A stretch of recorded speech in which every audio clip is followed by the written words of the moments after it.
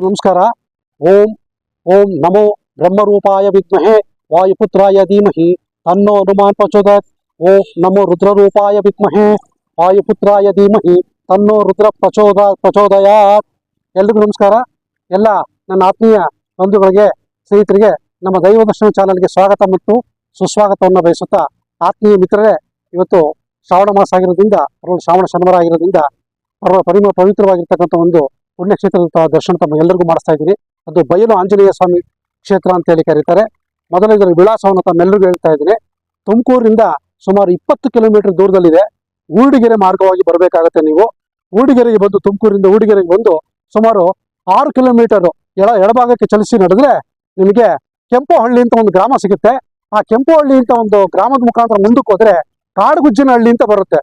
ಆ ಕಾಡುಗುಜ್ಜಿನ ಹಳ್ಳಿಯಲ್ಲಿ ಸ್ವಾಮಿ ಬಯಲು ಆಂಜನೇಯ ಸ್ವಾಮಿ ನೆಲೆಸಿರ್ತಕ್ಕಂಥದ್ದು. ಇದು ಉದ್ಭವ ಆಂಜನೇಯ ಸ್ವಾಮಿ ಅಂತೇಳಿ ಕರೀತಾರೆ. ಇದು ಸುಮಾರು ವರ್ಷಗಳ ಕಾಲ, ಶತಮಾನಗಳ ಕಾಲದಿಂದಲೂ ಸಹ ಇದು ಉದ್ಭವ ಆಂಜನೇಯ ಸ್ವಾಮಿ. ಇದು ಬಹಳ ಶತಮಾನಗಳಿಂದಲೇ ಸ್ಥಾಪನೆ ಆಗಿರ್ತಕ್ಕಂಥ, ಅತ್ಯಂತ ಪುರಾತನವಾಗಿರ್ತಕ್ಕಂಥ, ಶಕ್ತಿಶಾಲಿಯಾಗಿರ್ತಕ್ಕಂಥ ಕ್ಷೇತ್ರ ಆಗಿರೋದ್ರಿಂದ ಅತಿ ಹೆಚ್ಚು ಜನಸಾಗರ ಶ್ರಾವಣ ಮಾಸದಲ್ಲಿದೆ. ಆ ಒಂದು ಪುಣ್ಯಕ್ಷೇತ್ರದ ದರ್ಶನವನ್ನು ನಾವೆಲ್ಲರೂ ಈಗ ಮಾಡೋಣ. ಆ ಕ್ಷೇತ್ರದ ಬಗ್ಗೆ ನಿಮ್ಮೆಲ್ಲರಿಗೂ ಸಹ ಅದರ ದರ್ಶನವನ್ನು ಮಾಡಿಸ್ತಾರೆ. ಎಲ್ಲರೂ ಆ ದರ್ಶನವನ್ನು ಪಡೆದು ಪುನೀತರಾಗಿ ಅಂತೇಳಿ ಹೇಳ್ತಾ ಇರ್ತಾರೆ. ನೋಡಿ, ನಿಮಗೆ ಮಾರ್ಗವನ್ನು ಮತ್ತೊಂದ್ಸರಿ ಹೇಳ್ತಾ ಇದ್ದೀನಿ. ಇದು ಈ ಕಡೆ ಎಡಭಾಗದಿಂದ ಬಂದರೆ ತುಮಕೂರು ಮಾರ್ಗ. ಇದು ಊರ್ಡಿಗೆರೆಗೆ ಬಂದು ಊರ್ಡಿಗೆರೆಯಿಂದ ಮುಖಾಂತರ 7 ಕಿಲೋಮೀಟರ್ ಜರ್ನಿ ಮಾಡಿದ್ರೆ ನಿಮಗೆ ಆ ಕ್ಷೇತ್ರ ಸಿಗುತ್ತೆ. ನಂತರ ಈ ಮಾರ್ಗ ಇಲ್ಲೊಂದು ಬಲಭಾಗದಿಂದ ಬಂದರೆ ತೋರಿಸ್ತಾ ಇದ್ದಾರೆ ನೋಡಿ.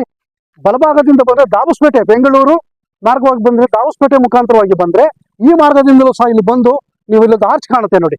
ಇಲ್ಲೊಂದು ಆರ್ಚ್ ತೋರಿಸ್ತಾ ಇದ್ದಾರೆ. ಆರ್ಚ್ ಮುಖಾಂತರ ಹೋದ್ರೆ ಕೆಂಪುಹಳ್ಳಿ ಅಂತ ಬರುತ್ತೆ. ಕೆಂಪುಹಳ್ಳಿಯಿಂದ ಮುಂದಕ್ಕೆ ಹೋದ್ರೆ ಕಾಡುಗುಜ್ಜಿನಹಳ್ಳಿ ಅಂತ ಬರುತ್ತೆ. ಅಲ್ಲಿ ಈ ಬಯಲು ಆಂಜನೇಯ ಸ್ವಾಮಿ ನೆಲೆಸಿರ್ತಕ್ಕಂಥ ಕ್ಷೇತ್ರ.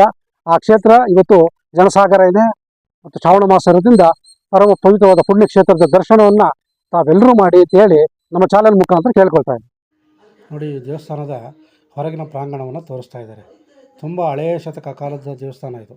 ನಿನ್ನೆ ಮನೆದಿರ್ತಕ್ಕಂಥದ್ದೆಲ್ಲ ಶತಮಾನಗಳ ಕಾಲದಿರ್ತಕ್ಕಂಥ ದೇವಾಲಯದ ಒಂದು ಪ್ರಾಂಗಣ ತೋರಿಸ್ತಾ ಇದ್ದಾರೆ ನೋಡಿ. ಇದು ಒಂದು ವಿಶೇಷವಾಗಿರ್ತಕ್ಕಂಥ ದೇವಸ್ಥಾನ ಅಂತಲೂ ನಾವು ಹೇಳ್ಬೋದು. ಇಲ್ಲಿ ಒಕ್ಕಲು ಹೆಚ್ಚು ಜನ ಇದ್ದಾರೆ. ಸುತ್ತಮುತ್ತ ಹಳ್ಳಿ 18 ಹಳ್ಳಿಗಳಿಂದ ಹೆಚ್ಚು ಒಕ್ಕಲು ಇಲ್ಲಿದೆ. ನಂತರ ಇದರ ಮುಂದೆ ನಿಮಗೆ ತೋರಿಸ್ತಾರೆ ದೇವಸ್ಥಾನ ನವೀಕರಣ ಕಾರ್ಯನೂ ಇಲ್ಲಿ ಆಗ್ತಾಯಿದೆ. ಮೂಲ ದೇವರು ಸ್ಥಾನ ಅಲ್ಲಿ ನಡೀತಾ ಇದೆ, ಪಕ್ಕದಲ್ಲಿ ನಡೀತಾ ಇದೆ.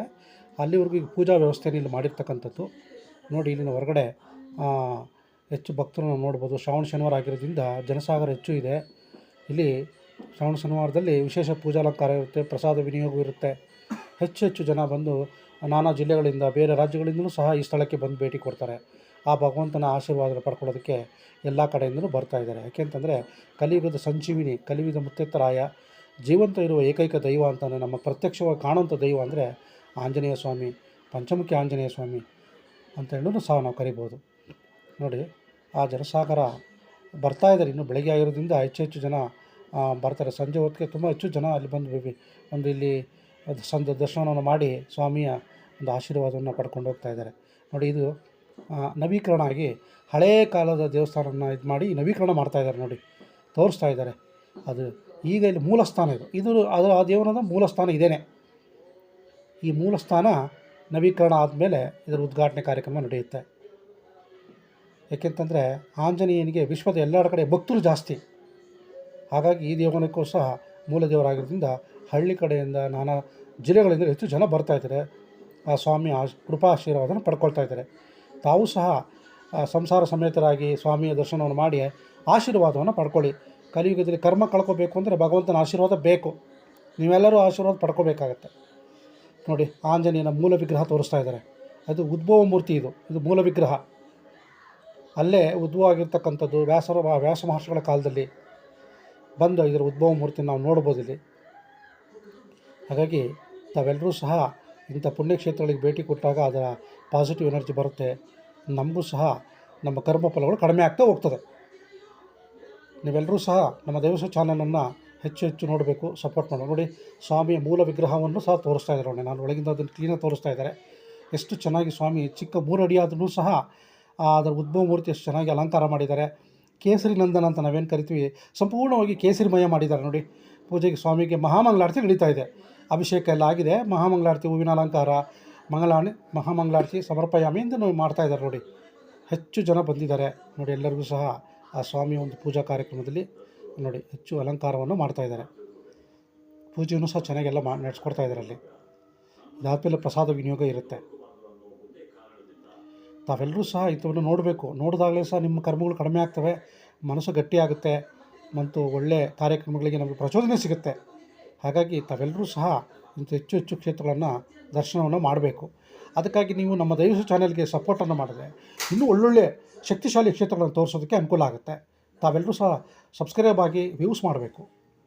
ಇನ್ನೊಬ್ರಿಗೆ ಅದನ್ನು ತೋರಿಸಿದಾಗ ಬೇರೆ ಕಡೆಯಿಂದ ಜನ ಬಂದನ್ನು ನೋಡ್ಕೊಂಡು ಹೋಗೋಕ್ಕೆ ಅನುಕೂಲ ಆಗುತ್ತೆ. ಹಾಗಾಗಿ ಈ ಸ್ವಾಮಿಯ ದರ್ಶನ ವಿಶೇಷವಾಗಿರ್ತಕ್ಕಂಥ ಒಂದು ಪೂಜಾ ವ್ಯವಸ್ಥೆಯೊಂದಿಗೆ ಸಹ ದೇವಾಲಯವನ್ನು ನಿರ್ಮಾಣ ಮಾಡಿರ್ತಕ್ಕಂಥದ್ದು ನೋಡ್ಬೋದು. ನೋಡಿ, ಆ ದೇವಾಲಯದಲ್ಲಿ ವಿವಿಧ ರೀತಿಯ ಸ್ವಾಮಿಯನ್ನು ಅಲಂಕಾರ ರೀತಿ ನಾನಾ ರೀತಿಯ ಮಾಡಿ ಉತ್ಸವ ಮೂರ್ತಿನೂ ಸಹ ತೋರಿಸ್ತಾ ಇದ್ದಾರೆ. ಇದು ಗರ್ಭಗುಡಿಯಾರೆ ಹೊರಗಡೆ ಉತ್ಸವ ಮೂರ್ತಿ ಇದೆ. ಸ್ವಾಮಿಗೆ ಕಂಚಿನ ವಿಗ್ರಹ, ಸ್ವಾಮಿ ಹಿಂಭಾಗದಲ್ಲಿ ಕಂಚಿನ ವಿಗ್ರಹ ನೋಡ್ಬೋದು. ನೋಡಿ, ತದೇಕಚಿತ್ತವಾಗಿ ನೋಡಿ, ಕೇಸರಿ ಪೂರ್ತಿಯಾಗಿ ಕೇಸರಿಯಿಂದ ಅಲಂಕಾರ ಮಾಡಿರ್ತಕ್ಕಂಥದ್ದು. ಸ್ವಾಮಿಗೆ ಕೇಸರಿಯಿಂದ ಭಾಳ ಇಷ್ಟ. ಸೀತಾಮಾತೆಯ ಆಶೀರ್ವಾದ ಅವನಿಗೆ ಕೇಸರಿಯಿಂದ ಸಿಕ್ಕಿರ್ತಕ್ಕಂಥದ್ದು ನೋಡಿ. ಅದನ್ನು ಎಷ್ಟು ಚೆನ್ನಾಗಿ ಅಲಂಕಾರವನ್ನು ಮಾಡಿ ಪೂಜಾ ಕಾರ್ಯಕ್ರಮವನ್ನು ನೆರವೇರಿಸ್ಕೊಡ್ತಾ ಇದ್ದಾರೆ. ಸ್ವಾಮಿಗೆ ಈಗಾಗಲೇ ಪಂಚಾಮೃತ ಅಭಿಷೇಕ ಆಗಿದೆ, ಎಳನೀರಿನ ಅಭಿಷೇಕವೂ ಆಗಿದೆ. ಅಭಿಷೇಕ ಆದ ನಂತರವೇ ಪೂಜೆಯನ್ನು ಮಾಡ್ತಕ್ಕಂಥದ್ದು ನೋಡಿ. ಉತ್ಸವ ಮೂರ್ತಿ ನಾನು ಹೇಳಿದೆ ನಿಮಗೆ, ಇದು ಉತ್ಸವ ಮೂರ್ತಿ. ಹೊರಗಡೆ ಉತ್ಸವ ನಡಿಬೇಕಾದ್ರೆ, ಯಾರ ಮನೆಯಲ್ಲಾದ್ರೂ ಕಾರ್ಯಕ್ರಮವನ್ನು ಸ್ವಾಮಿಗೆ ಜರುಗಬೇಕಾದ್ರೆ ಈ ಉತ್ಸವ ಮೂರ್ತಿನ ತೊಗೊಂಡೋಗಿ ಆ ಮನೆಯಲ್ಲಿ ಗೃಹ ಪ್ರವೇಶ ಆಗಿರ್ಬೋದು, ಮತ್ತೊಂದು ಶುಭ ಕಾರ್ಯಕ್ಕೆ ಈ ಉತ್ಸವ ಮೂರ್ತಿನ ತೊಗೊಂಡು ಹೋಗ್ತಾರೆ.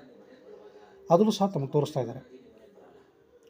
ತಾವೆಲ್ಲರೂ ಸಹ ಇಂಥ ಕ್ಷೇತ್ರಗಳನ್ನು ಭೇಟಿ ಕೊಟ್ಟಾಗಲೇ ನಿಮಗೆ ಅಲ್ಲಿ ಅನುಭವ ಆಗ್ತಕ್ಕಂಥದ್ದು, ಅಲ್ಲಿ ಶಕ್ತಿ ಗೊತ್ತಾಗ್ತಕ್ಕಂಥದ್ದು. ಇದಕ್ಕಾಗಿ ತಾವೆಲ್ಲರೂ ಸಹ ನಮ್ಮ ಚಾನಲ್ನ ಸಪೋರ್ಟ್ ಮಾಡಬೇಕು. ಇಡೀ ನಾವು ಕರ್ನಾಟಕದಲ್ಲಿರ್ತಕ್ಕಂಥ ವಿಶೇಷವಾದ ದೇವಸ್ಥಾನಗಳನ್ನು ಮುಂದಿನ ದಿನಗಳಲ್ಲಿ ತೋರಿಸ್ತಾ ಹೋಗ್ತೀವಿ. ತದೇಕಚಿತ್ತವಾಗಿ ತಾವೆಲ್ಲರೂ ಸಹ ಸ್ವಾಮಿ ದರ್ಶನವನ್ನು ಪಡೀತಾ ಇದ್ದೀರಾ. ಅಲ್ಲಿಂದಲೇ ಪಡ್ಕೊಳ್ಳಿ. ಆ ಆಶೀರ್ವಾದ, ಭಗವಂತನ ಆಶೀರ್ವಾದ ನಿಮಗೆ ಸಿಕ್ಕೇ ಸಿಗುತ್ತೆ ಅಂತ ಹೇಳಿ ನಾನು ಆ ಭಗವಂತನ ಪರವಾಗಿ ತಮ್ಮೆಲ್ಲರನ್ನೂ ಕೇಳ್ಕೊಳ್ತಾ ಇದ್ದೀನಿ. ಅವನನ್ನು ಬಾಲಗಾತ್ರಂ ಅಂತಲೂ ಕರೀತಾರೆ. ತಾವೆಲ್ಲರೂ ಸಹ ಈ ಚಾನಲನ್ನು ನೋಡೋದಕ್ಕೆ ತುಂಬ ಹೃದಯ ಧನ್ಯವಾದಗಳು. ನಮಸ್ಕಾರ ಸ್ನೇಹಿತರೆ, ನಮ್ಮ ಶ್ರೀ ದೈವ ಕ್ಷೇತ್ರ ದರ್ಶನ ಚಾನಲ್ನ ದಯವಿಟ್ಟು ಸಬ್ಸ್ಕ್ರೈಬ್ ಮಾಡ್ಕೊಳ್ಳಿ. ಹಾಗೆ ಕೆಳಗಡೆ ಬೆಲ್ ಬಟನ್ನ ಒತ್ತಿ ಲೈಕ್ ಮಾಡಿ, ಶೇರ್ ಮಾಡಿ.